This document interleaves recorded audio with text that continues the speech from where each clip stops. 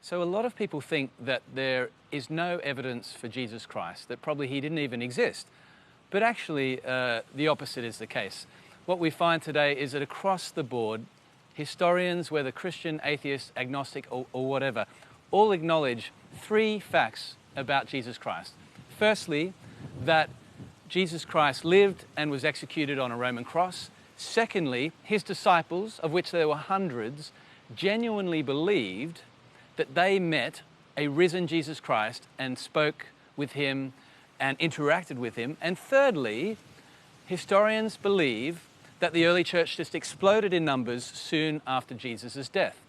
Those three facts are actually extraordinary and require explanation. Because if you think about it, the end of Jesus' life, his execution on the cross, should have been the end of any movement that he was trying to bring about.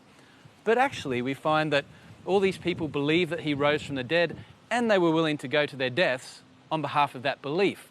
When you look at all the possible explanations for these three facts of history, which all historians agree on, the only explanation that makes rational sense is that Jesus Christ really did rise from the dead, as he said he would.